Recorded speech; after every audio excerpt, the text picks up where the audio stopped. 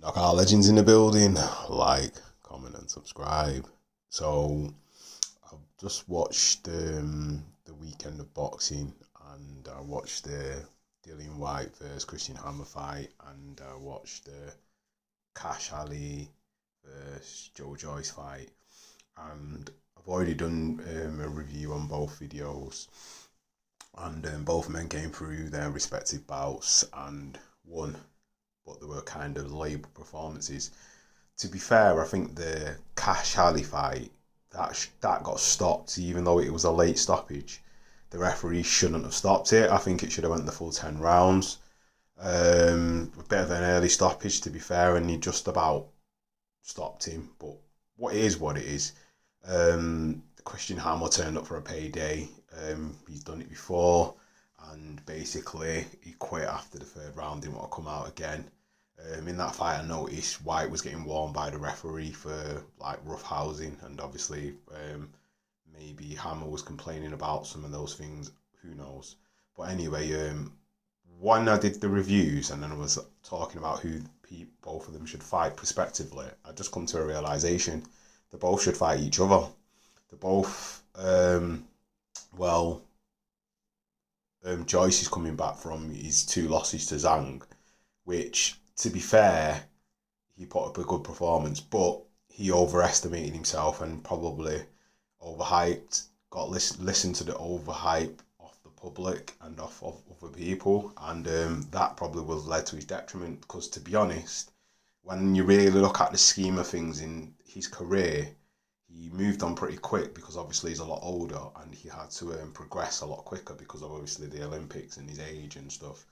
So professionally, he had to move on a lot quicker. But in the way he was managed initially was really, really good. But when you check it for what it is, the Zhang fights were bad business, and they underestimated the opponent because of Joyce's style. Now, if Joyce had better management and arguably didn't take the Zhang fight, we could be actually seeing him fight other potential better opponents and him being in better matches, and he may have won and may have had more of a chance of like challenging for a belt.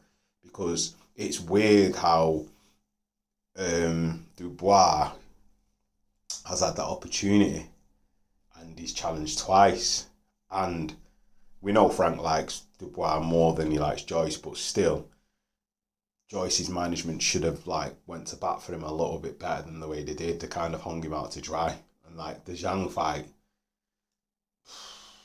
there were, I would say, the potential banana skins, but you don't know until you fight someone. And if you got confidence in your ability, kudos to you if you want to fight the person. If you lose, you lose. That's still a good thing because you have to win. You have to fight to see where you are, and that's what he did. So, it is what it is. So, in contrast to Dillian Whyte, who has a record of 30-3 with 20 knockouts, he's got two losses on his career. Against, no, three losses. One against Anthony Joshua, which he rebuilded, and then he went on a 11 win streak. Then he got upset by Alexander Povetkin. To be fair, he was boxing pretty well in that fight, and then he got caught, underestimated Povetkin. Povetkin's still wily enough to set you up with a trap and hurt you. Like, styles make fights, and remember, Povetkin gave Anthony Joshua trouble.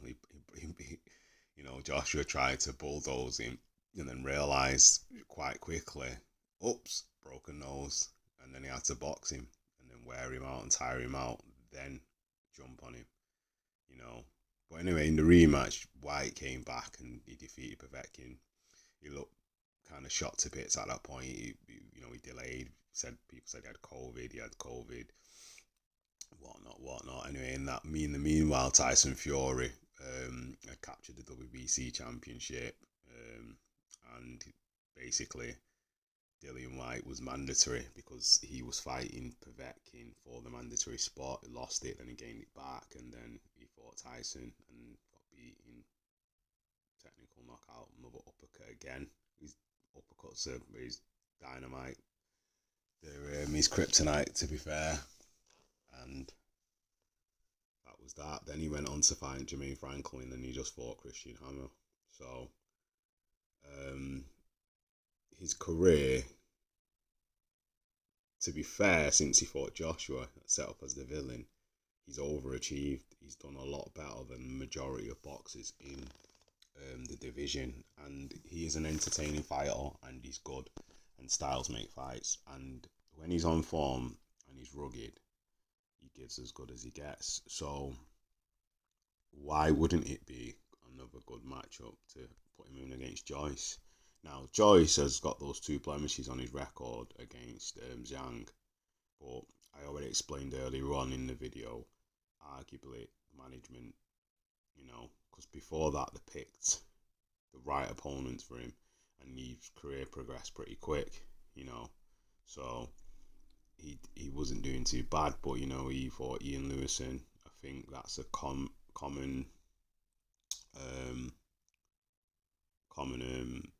foe of Whyte, him and Whyte's. Then he fought Lenroy Thomas as well.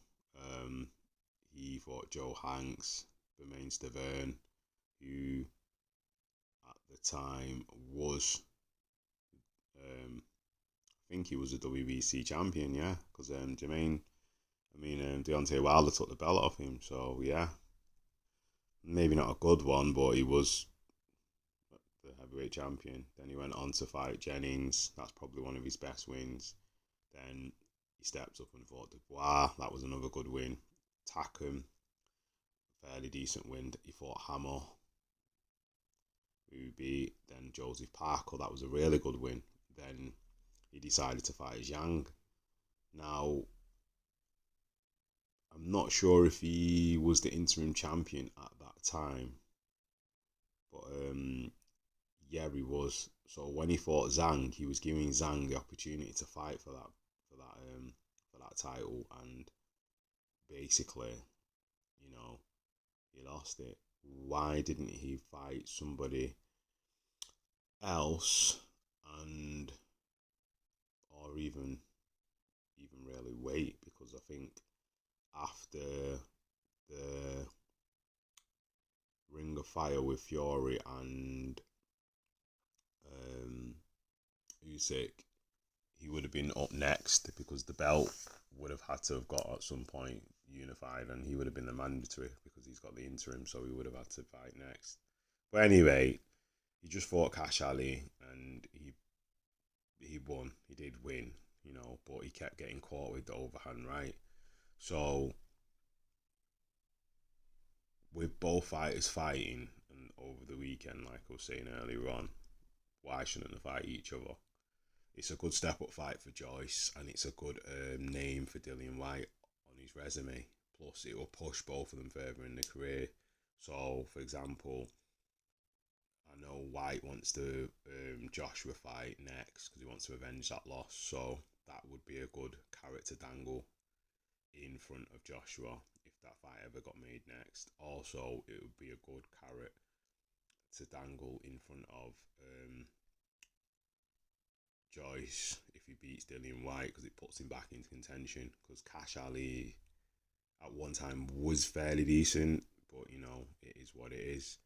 But his record, Cash Ali's record, is 21-2. So, but anyway, what are your thoughts on this potential matchup? Do you think it's a good choice, or do you think both fighters should fight other people? But leave your thoughts in the comment section. Like, comment, and subscribe. And that is another one from Knockout Legends. Peace.